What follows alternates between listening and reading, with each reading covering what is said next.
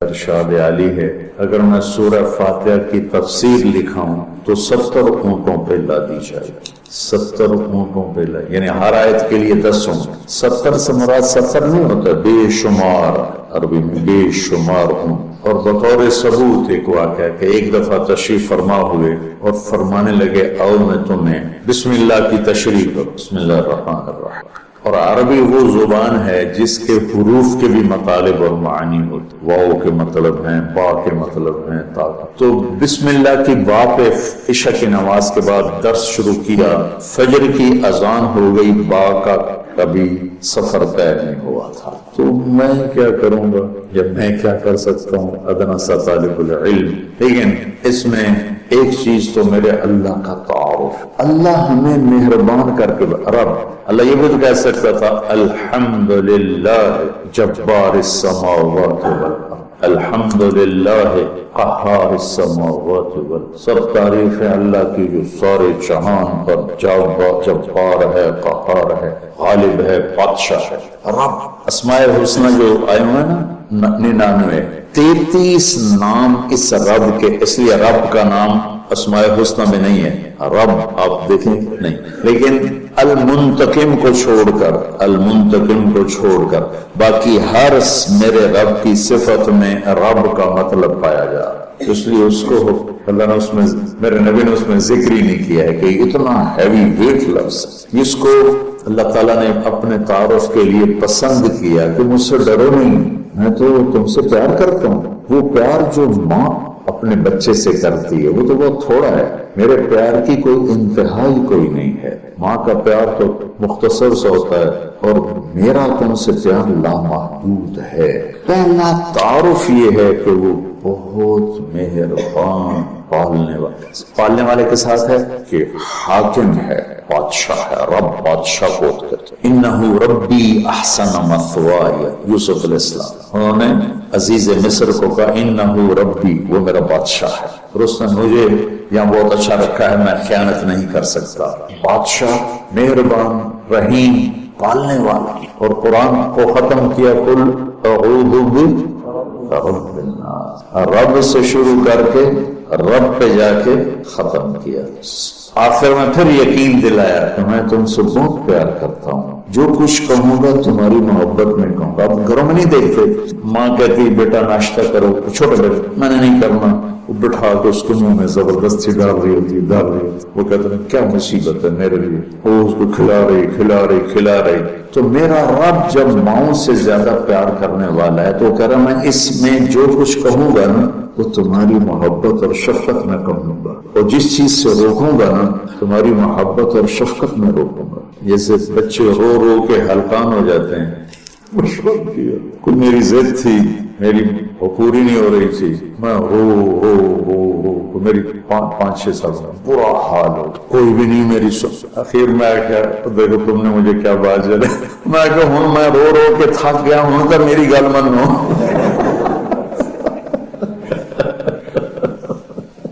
نہیں مانی گئی، کیوں؟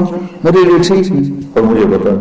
تو اس مقدس کتاب میں جب اللہ کہتا ہے یہ نہیں کرنا تو اس میں ہلاکت ہے، یہ کرنا ہے تو اس میں ہمارا نفع ہے۔ تو تعارف میں اللہ نے اپنے ربوبیت، اپنے رحم کو، اپنی مہربانی کو اس خوبصورت انداز میں ذکر کیا کہ دل کھنچتا ہے، اور اتنے حسین انداز میں پیش کیا اپنا تعارف۔ جیسے کہ کئی ساتھی کہتے ہیں جب آپ ہمیں کوئی واقعہ سناتے ہیں تو ہمیں لگتا ہے جیسے وہ ہمارے سامنے ہو رہا ہے۔ وہ میں نے ایک دفعہ یہاں چنگیز خان کی تاریخ بتائی تو مولانا عدنان صاحب کے آئے ہوئے تھے چچا صاحب، تو وہ بڑے جولی سے ہیں، وہ بعد میں کہنے لگے جب مولانا صاحب چنگیز خان کو بیان کر رہے تھے تو میں ڈر گیا، مجھے لگا جی میں پیچھوں بیٹھا چنگیز خان۔ میرا رب بھی جب کوئی بیان کرتا ہے تو لگتا ہے سامنے آ گیا۔ تو اللہ نے اپنا اس خوبصورت انداز میں تعارف کرایا کہ لگا جیسے اللہ سامنے آ گیا ہے تو وہ کہتا ہے میں تیری ہی بندگی کرتا، جیسے وہ سامنے آ گیا۔ ایاہ ہو نہیں، ہم اس کی بندگی کرتے ہیں جس کی یہ تعریف ہے، ایاہ۔ تو نے اس طرح مجھے اپنا آپ پہچان کروایا ہے کہ مجھے لگتا ہے تو میرے سامنے ہے. کبھی ہے حقیقت منتظر نظرا لباس مجاز کہ ہزاروں سجدے تڑپ رہے ہیں میری جبین نیاز. تو مالک یوم الدین تک یوں لگتا ہے جیسے اللہ سامنے آ گیا. جب تیرے جیسا شہنشاہ ہو تو میں کسی اور کی بندگی کیسے کر سکتا ہوں؟ جب تیرے جیسا شہنشاہ ہو تو میں تیرے سوا مدد کے لیے اور کس کو پکار سکتا ہوں؟ مدد صرف اللہ سے مانگی جاتی اور کسی سے. ایک آپس میں ایک دوسرے کی مدد کرنا، مدد مانگنا، لیکن ایک ہی ذات ہے جس کے سامنے جھولی پھیلائی جاتی ہے، اللہ ہے. ایک ہی ذات ہے جس کو پکارا جاتا ہے، اللہ. تیری تجھ سے مانگوں گا اور کس سے مانگوں؟ اور اللہ نے سب سے کہا ہے سب کی سنوں گا. ہمارا یہ حالت ہے نا، وہ جی ساڈی سندا نہیں، توڑی موڑدا نہیں. ارے بھائی بے نیاز ہے اور مہربان ہے، جس کی چاہے موڑ دو. اس میں کیا تم مانگنے والا بنو، وہ دینے والا ہے، لیکن پکارو اسی کو. وَإِذَا سَأَلْتَ فَاسْأَلِ اللَّهَ وَإِذَا اسْتَعَنْتَ فَاسْتَعِنْ بِاللَّهِ. جب مانگنا ہو اللہ سے مانگ، اور جب مدد کے لیے پکارنا ہو تو صرف اللہ کو پکار، اللہ کے سوا کوئی مدد کرنے کے قابل. ایاک نعبد و ایاک نستعین. مجھے یاد آ گیا پڑھا تھا کہیں کہ ساری آسمانی کتابوں کا خلاصہ ہے قرآن، اور قرآن کا خلاصہ ہے سورۃ بقرہ، اور سورہ بقرہ کا خلاصہ ہے سورہ فاتحہ، اور سورہ فاتحہ کا خلاصہ ہے ایاک نعبد و ایاک نستعین. ایاک نعبد و ایاک. آگے ایک عجب دعا ہے، اہدنا الصراط المستقیم، یا اللہ میں سیدھا راستہ. جتنے انسان کے علاوہ مخلوق وہ ماں کے پیٹ سے صحیح زندگی گزارنا سیکھ کے آتے اللہ کی طرف سے، ان کے اندر یہ چیز ڈلی ہوتی. ان کو پیدا ہوتے ہی پتا ہوتا ہے یہ کھانا یہ نہیں کھانا، ادھر چلنا ادھر نہیں چلنا، یہ دشمن ہے یہ دوست. آج پہلے دن چوہا اپنی بل سے نکلا، اپنے کھڈ سے نکلا، سامنے بلی دیکھی بھاگ کے واپس آئے. اس کو اماں نے تو نہیں بتایا تھا کہ بلی تو نہ کھا جائے. میں ایک عام مثال دیتا ہوں اپنے بیان میں کہ بکری کو گوشت کھلاؤ مر جائے گی نہیں کھائے گی، شیر کو گھاس کھلاؤ مر جائے گا نہیں کھائے گا. کہ وہ اپنی زندگی گزارنے کا طریقہ ماں کے پیٹ سے لے کر آتے ہیں. انڈے سے نکلتے ہی چونٹی سیدھی چلتی ہے، راستہ بناتی ہے، سیدھا راستہ چلتی ہے، پوری لائن چلتی ہے، 1 سینٹی میٹر سے آگے دیکھ نہیں سکتی. کہاں سے؟ اللہ کا نظام، اللہ کا علم کہ ہر مخلوق پیدائشی طور پر جانتی ہے یہ کھانا یہ نہیں کھانا، اور انسان جانتا نہیں ہے، نہ دنیا میں صحیح چلنا جانتا ہے نہ آخرت کو تو ویسے نہیں پہچانتا. تو اللہ نے یہ دعا فرض قرار دے دی، ہر رکعت میں یہ دعا فرض قرار دے دی. مانگو کیا؟ اللہ سیدھا راستہ دے. سیدھے راستے سے ہم عام طور پر سمجھتے ہیں کہ آخرت کا سیدھا راستہ. ہر پل میں مجھے صحیح کیا کرنا ہے وہ دکھا. الصراط، اس میں دنیا کا بھی ہے اور آخرت. صبح اٹھا، فجر کی نماز پڑھی، یا اللہ صبح ہو گئی ہے، کام پہ جانا ہے، یا اللہ مجھے سیدھا راستہ دکھا. میں تیری اپنی دنیا میں کیسے سیدھا چلوں کہ تو راضی ہو جائے، اپنے دین میں کیسے سیدھا چلوں کہ تو راضی ہو جائے. چلتے چلتے چلتے کچھ ہیرا پھیری ہو گئی، کچھ غلط ہو گیا، کوئی ٹھیک ہو گیا، ظہر کا وقت آ گیا، اللہ کہتا آ جا آ جا. اب پھر مانگ اہدنا الصراط المستقیم. اللہ کوئی گڑبڑ ہو گئی، مجھے پھر بتا کہ میں نے دنیا میں کیسے سیدھے چلنا ہے اور میں نے آخرت کے لیے کیسے سیدھی زندگی گزارنی ہے. مجھ سے نہیں گزاری جا رہی، میری مدد کر. اللہ نے پھر تازہ دم کیا، چل جا. پھر ہیرا پھیری ہوئی، اونچ نیچ ہوئی، نہ کہا جا اثر میں آ جا. اصل میں آ جا مانگ. کیا مانگوں کا؟ مانگ کے میں تمہیں سیدھا راستہ دکھاؤں. چونکہ تمہارے اندر یہ جانوروں کی طرح چپ ہے نہیں، انہوں نے وہی کرنا ہے جو ان کو ان کے اندر ڈال دیا ہے. یہ درختوں میں چپ ڈال دی. کبھی آم پہ انگور دیکھا، انگور پہ کریلا دیکھا، کبھی شیشم پہ پھل دیکھا، اندر میں ڈال دیا گیا تو یہ پھل دینا ہے، کون سا دینا ہے، کس موسم میں دینا ہے، کس رنگ میں دینا ہے، کس ذائقے میں دینا ہے، کس خوشبو میں دینا ہے، کس تاثیر میں دینا ہے. تو ہمیں اس میں اللہ تعالیٰ نے دونوں تاریں ڈال دی ہیں، اچھائی برائی تو لگا آؤ پھر مانگو، اثر میں پھر مانگو، پھر جائے تو اونچ نیچ ہو جائے گا، مغرب میں پھر مانگ. وہ کتنا مہربان ہے. آجا مانگ یا اللہ. پھر گڑبڑ ہو گئی، پھر دکھا راستہ، پھر کہ چلو عشاء ہوگی آ جا. اب حالانکہ تو نے سو جانا ہے لیکن رات میں کتنی برائیاں ہوتی ہیں، سب سے زیادہ برائیاں تو رات کو ہوتی ہیں۔ آج پھر مانگ کہ میں تیری رات صحیح گزروا دوں، تیرا ہر پل صحیح گزروا دوں، اور پھر آخرت کا راستہ بھی تجھے صحیح دکھا دوں۔ یہ اہدنا الصراط المستقیم، ہر پل میں سیدھے راستے کو مانگنا ہے، ہر پل میں سیدھے راستے کو مانگنا۔ اور صراط چوڑے راستے کو کہتے، مستقیم سیدھے راستے کو کہتے۔ یہ ہمارا موٹر وے بن گیا ہے ہمارے گھر تک، تو ہم نے وہ پینسرے جاؤ، گوجرے جاؤ، ٹوپے جاؤ، رجانے جاؤ، پیر مل جاؤ، سندیلیاں لے جاؤ، عبدالکیم جاؤ، دھکے کھاندے کھاندے گھر جاؤ۔ وہ چھوڑ کے ہم 1.5 گھنٹے میں یہاں سے، پہلے 3.5 گھنٹے لگتے تھے، ہم 1.25 گھنٹے 1.5 گھنٹے میں گھر پہنچ جاتے ہیں۔ یہ صراط اور غیر صراط کا فرق ہے کہ آدمی جب راستے کا چناؤ کرتا ہے تو کہتا ہے میں راستہ سیدھا، راستہ کھلا بھی ہو چوڑا بھی ہو، کھلا بھی ہو چوڑا بھی ہو، تو اللہ کہتا ہے میں قربان جاؤں۔ اور اللہ نے کیا کہا، او میرا بندہ اے مانگ، میں تینوں موٹر وے تے چڑھاؤں، میں تجھے موٹر وے پہ چڑھانا چاہتا ہوں، تو بولے دی جھگی دی گلیاں کر رکھنا، نام ہے نا بولے دی جھگی، تو اس کی سڑکیں بھی ایسے ہی ہوں گی۔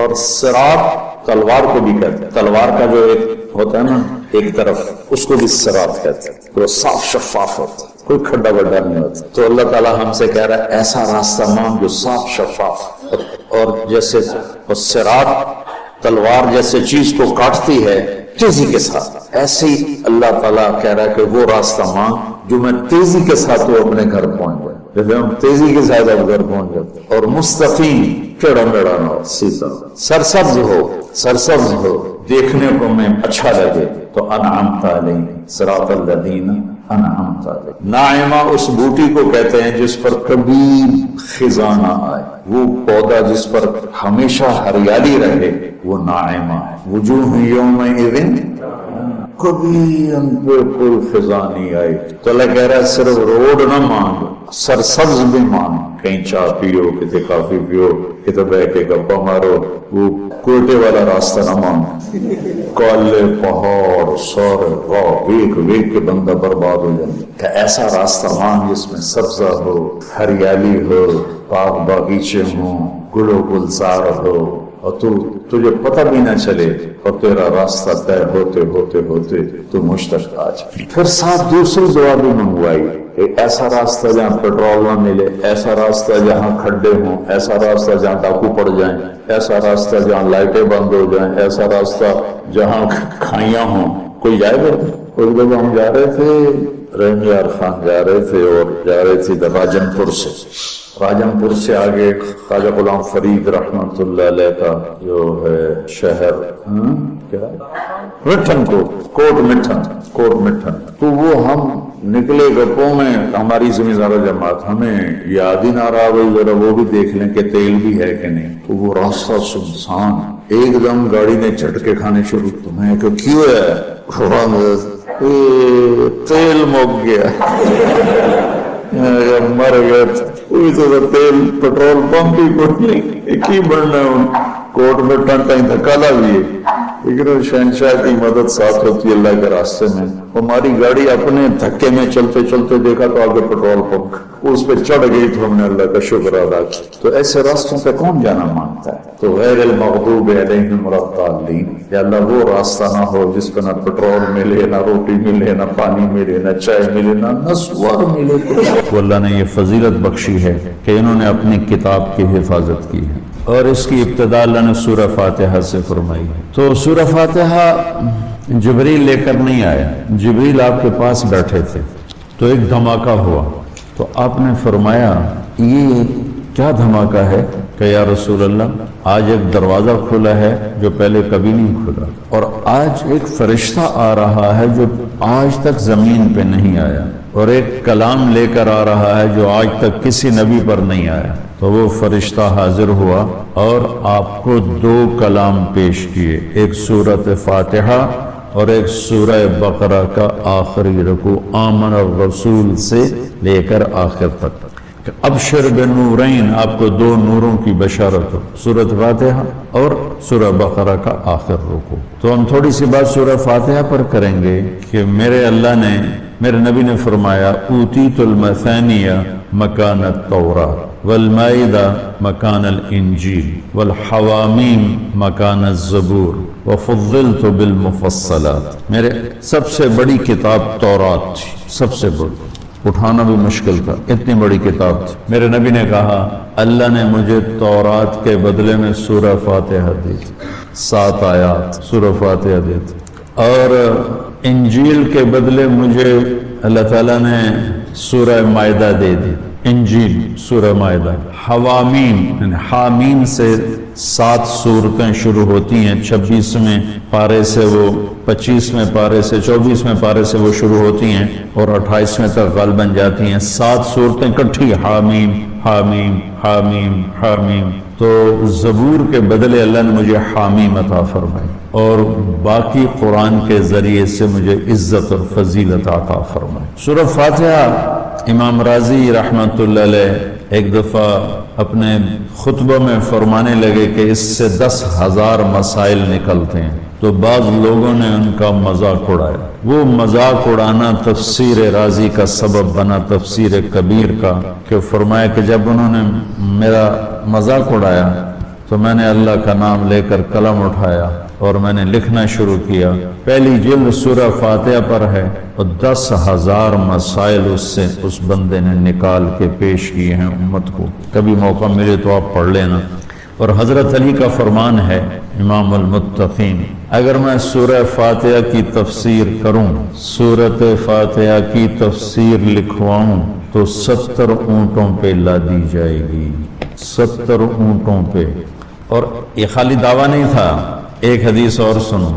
ایک دفعہ عشاء کی نماز پڑھا کے تشریف فرما ہوئے اور فرمایا آؤ آج میں تمہیں سورہ فاتحہ کی تفسیر سناؤں. تو شروع کرتے ہیں بسم اللہ سے، اور بسم اللہ کی با سے شروع کرتے ہیں. عربی میں تو حروف کا بھی مطلب ہوتا ہے نا. با کا مطلب بیان کرنا شروع کیا اور فجر کی اذان ہو گئی، بات چل رہی تھی. سبحان. ہم نے تو وہ، تم نے تو شاید وہ کتاب دیکھی نہیں، وہ شرح میت عامل الباء للالصاق مررت بزید. ہمیں تو بس اتنا ہی آتا ہے. یا حرف جر ہے، باؤ تاؤ کاف لام واو منز مزخلا رب حاشا من عدا حتی، کیا ہے حتی الہ، جو من محمیر زبانی یاد کی تھی. تو سورۃ فاتحہ سارے آسمانی کلاموں کا، جتنے آسمان سے کلام اترے، کتابیں اتریں، اس کا خلاصہ ہے قرآن، اور قرآن کا خلاصہ ہے سورۃ فاتحہ، اور سورۃ فاتحہ کا خلاصہ ہے ایاک نعبد و ایاک نستعین. ایک اور طرح سارے آسمانی کلاموں کا سردار ہے قرآن، اور قرآن کا سردار ہے سورۃ بقرہ، اور سورۃ بقرہ کا سردار ہے آیت الکرسی، اللہ لا الہ الا ہو. تو آسمانی علوم کا خلاصہ قرآن، اور قرآن کا خلاصہ سورۃ فاتحہ، اور سورۃ فاتحہ کا خلاصہ ایاک نعبد و ایاک نستعین. یا اللہ صرف تیری بندگی، یا اللہ صرف تجھ سے مدد، ایاک سارے طرفوں سے. وَإِذَا سَأَلْتَ فَاسْأَلِ اللَّهِ وَإِذَا اسْتَعَنْتَ فَاسْتَعِنْ بِاللَّهِ. ایاک کہ یا اللہ صرف تیری بندگی، اور یا اللہ صرف تجھی سے مانگنا، تیرے آگے جو لکھا. دنیا بھی اسی سے مانگنی ہے اور آخرت بھی اسی سے مانگنی. اللہ نے ہمیں دنیا پہلے سکھائی، آخرت بعد میں سکھائی. ربنا آتنا فی الدنیا حسنۃ وفی الآخرۃ حسنۃ وقنا عذاب النار. تو سارے آسمانی کتابوں کا خلاصہ یہ ایک جملہ ہے، ایاک نعبد. اور بندگی صرف نماز نہیں بلکہ پوری زندگی اللہ کی چاہت میں گم ہو جائے، ڈھل جائے، اور ہر ضرورت میں اللہ اس کی طرف ہاتھ اٹھے، مخلوق کی طرف ہاتھ. ایک ہوتا ہے ایک دوسرے کی مدد کے لیے، بھائی اپنا ٹریکٹر دینا، یار میری جو ہمارے ہاں ہم نے اپنی مثال دینی. جب ایک دم زمین تیار کرنے کا وقت آتا ہے تو وہ 3 ٹریکٹر بھی کافی نہیں ہوتے، تو ہم کہتے ہیں جی ذرا اپنا ٹریکٹر بھیج دینا، ایک ہی دن میں ہماری زمین ساری تیار ہو جائے. یہ ایک دوسرے کی امداد باہمی ہے. مدد جہاں انسان بے بس ہے صرف اللہ ہی کر سکتا ہے، ان چیزوں میں اللہ کے سامنے جھولی پھیلانا، اسی کو پکارنا، اسی کے آگے ہاتھ پھیلانا. اور اسی کے 2 واقعات میرے ساتھ اوپر نیچے پیش آئے. ایک صحیح واقعہ سنا رہا ہوں. ایک نوجوان آیا مولوی صاحب کے پاس، جی میں نے بیوی کو 3 طلاق دے دی ہے تو کیا مسئلہ ہے؟ ان کا وہ ختم ہو گیا کام، موجاں کر. اس نے کہا جی کوئی میرے واسطے رستہ کر دو. کوئی رستہ نہیں. تو اس نے جیب سے ایک موٹا سا لفافہ نکالا اور ان کے مسلح کے نیچے رکھ دیا کہ مولانا صاحب کوئی رستہ کر دو. کہنے لگے چلو سوچنے ہیں. کی آخیا سی تو کہ جی میں آخیا سی 3 طلاق. کہ الحمدللہ نہیں ہوئی. کہا اچھا جو کہ میں کہا تو چھوٹے کاف نہ آخیا 3 طلاق، وہ وڈے کاف نہ لاؤندا 3 طلاق. تو طلاق نہیں آخیا، لہذا تیری طلاق نہیں ہوئی. تو ایک بڑے مولوی صاحب کو پتہ چلا تو انہوں نے کہا پھر تو نکاح بھی نہیں ہوا، کہ اس نے کہا تھا قبول، اسے کہنا تھا قبول. تو اپنے گھروں کو آباد رکھنا ہے نا تو اپنے اخلاق اچھے کرو، اپنا بول میٹھا کرو، برداشت کرنا سیکھو، اپنے بچوں کو سکھاؤ. چونکہ وہاں کی لائف کیا پوری دنیا میں یہ کہ برداشت ختم ہے. تھوڑی تھوڑی باتوں پہ طلاق ہو رہی ہے، تھوڑی تھوڑی باتوں پہ لڑائیاں ہو رہی ہیں. تو اپنے خاص طور پر اپنی بچیوں کو صبر کرنا سکھاؤ، انہیں سمجھاؤ کہ انڈیا پاکستان کے لوگ جہاں بھی ہیں نا ان کا سسرالی معاشرہ کوئی اچھا نہیں ہے، ان کی عادتیں تبدیل نہیں ہوئیں، وہ جہاں بھی گئے ہیں. تو اپنی بیٹیوں کو، اپنے بچوں کو سمجھاؤ کہ کسی کی بیٹی کو ساتھ لے کے چلنا ہے تو کیسے چلنا ہے. ہم ان کی تعلیم دیکھتے ہیں، یہ کر لیا، وہ کر لیا، PhD کر لی، اب کاروبار سنبھال لیا، اب اس کی شادی کر لو. لیکن یہ کیا کسی کی بیٹی کو عزت دے سکتا ہے؟ ایک حدیث میں آتا ہے اللہ کے نبی نے فرمایا کہ میرے مدینے کے صحابہ بہت اچھے لوگ ہیں. کس بات پہ؟ جہاد کرتے ہیں، تہجد پڑھتے ہیں، روزے رکھتے ہیں. نہیں کہ یہ بڑے اچھے لوگ ہیں، جب کسی کی بیٹی کو شادی کر کے لاتے ہیں تو اسے محسوس نہیں ہونے دیتے کہ ماں باپ کے گھر میں ہے یا سسرال کے گھر میں ہے. اتنی عزت دیتے. باقی اونچ نیچ تو ہر جگہ ہو جاتی، چونکہ یہ جنت تو ہے نہیں. ایک دوست کے ہاں میرا بیان تھا مسورات میں، تو بیان کے بعد انہوں نے مجھے کہا کہ ایک میرے دوست کی بیگم ہے، آپ سے ملنا چاہتی ہیں، انگلینڈ میں رہتے ہیں. اور وہ جو خود تھے میرے دوست، وہ بھی بلینئر تھے. تو مجھ سے کہنے لگے کہ میرے جیسے 200 اس کی جیب میں آ جائیں گے، اتنا مالدار ہے وہ. میرے جیسے 200 اس کی جیب میں آ جائیں گے. میں نے کہا بلا لو. تو وہ آئیں اور تھوڑی سی بات کے بعد انہوں نے رونا شروع کر دی.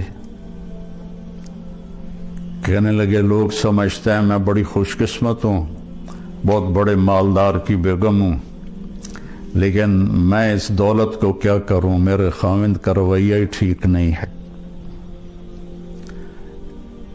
لوگ میری گاڑی دیکھتے ہیں، میرے کپڑے دیکھتے ہیں، لیکن میرا دل تو اللہ ہی دیکھتا ہے اور تو کوئی نہیں دیکھتا. میرے خاوند کا جو سرد رویہ ہے اس نے میری زندگی حرام کر دی. چند دن کے بعد میں کراچی جا رہا تھا تو مجھے دیکھ کر ایک نوجوان میرے پاس آ گیا. کہنے لگا مولانا آپ سے ایک بات کرنی کہ اللہ نے مجھے سب کچھ دیا ہے، دولت بھی ہے، عزت بھی ہے، سب کچھ ہے، لیکن میں اپنی بیوی سے اتنا تنگ ہوں، اگر میرے بچے نہ ہوتے تو میں اس کو طلاق دے دیتا. اس کی زبان 30 فٹ لمبی ہے۔ میں کیا رکھ دی کتنے 3 فٹ جڑے تو اس کی زبان 30 فٹ لمبی ہے۔ تو یہ 2 تصویر کے رخ ہیں، ایک خامند کی بد اخلاقی سے عورت رو رہی ہے، اور ایک جگہ عورت کی بد اخلاقی سے خامند رو رہا، اور وہ کہہ رہا ہے بچے نہ ہوتے تو میں طلاق دے دیتا۔ تو اپنے گھروں میں اگر آپ خوشی دیکھنا چاہتے ہیں تو اپنی زبان کا بول میٹھا کریں اور ایک دوسرے کی برداشت کرنا سیکھیں۔ میرے نبی کا فرمان ہے سب سے بہترین گھونٹ اور سب سے میٹھا گھونٹ جو انسان پیتا ہے وہ غصے کا گھونٹ ہے جس کو وہ پی لیتا ہے۔ اچھا، غصے کو پینے سے کیوں تشبیہ دی؟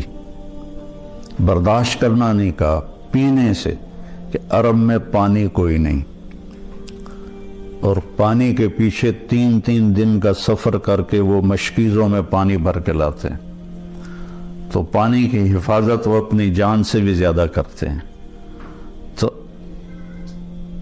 ایک گھونٹ کے لیے بھی وہ ترستے ہیں۔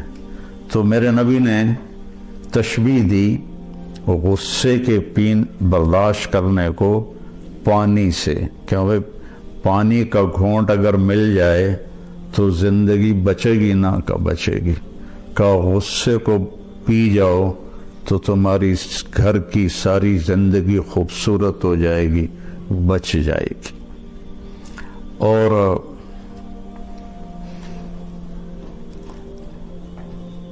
ایک صحابی آئے، یا رسول اللہ مل اسلام، اسلام کیا ہے؟ آپ نے فرمایا اچھے اخلاق۔ وہ دیہاتی تھا، یہاں سے اٹھا اور ادھر آ کے بیٹھ گیا۔ یا رسول اللہ مت دین، دین کیا ہے؟ آپ نے کہا اچھے اخلاق۔ وہ ادھر سے اٹھا اور ادھر آ کے بیٹھ گیا۔ یا رسول اللہ دین کیا ہے؟ آپ نے کہا اچھے اخلاق۔ وہ ادھر سے اٹھ کے پیچھے جا بیٹھا۔ یا رسول اللہ دین کیا ہے؟ اور ہمارے نبی کی عادت تھی جب آپ کو کوئی متوجہ کرتا تھا تو آپ ایسے نہیں ہوتے، مثلا ادھر یہ عبدالوہاب بیٹھا ہوا ہے، یہ مجھے کہے مولانا تو میں اتنا ہی کروں گا جی، لیکن ہمارے نبی کی عادت تھی جب آپ کو کوئی بلاتا تھا ادھر سے تو آپ پہلے یوں ہوتے تھے، اس کو اپنا سینہ دیتے تھے، پھر کہتے تھے جی فرمائیے۔ کوئی ادھر سے بلاتا تھا تو آپ ایسے نہیں کرتے تھے، بلکہ آپ پورا اس کی طرف مڑتے تھے اور پھر کہتے تھے جی فرمائیے۔ تو اس نے ہمارے نبی کو چاروں طرف گھما دیا، آگے بھی، دائیں بھی، بائیں بھی، پیچھے بھی۔ کہنے لگا یا رسول اللہ دین کیا ہے؟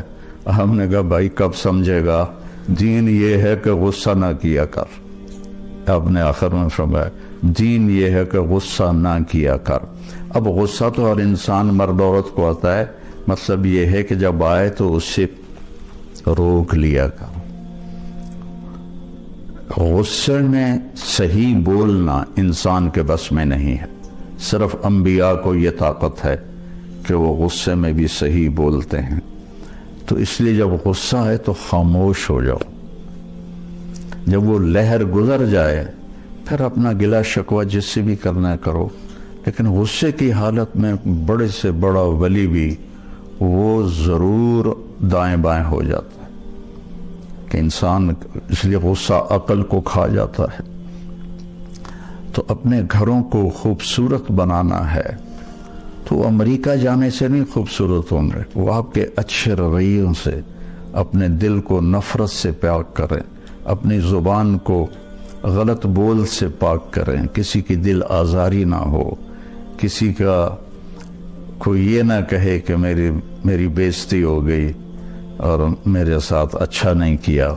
یہ بعد میں حضرت لقمان علیہ السلام فرماتے تھے کہ میں چپ رہنے پہ کبھی نہیں پچھتایا، میں جب بھی پچھتایا اپنے بول پہ پچھتایا۔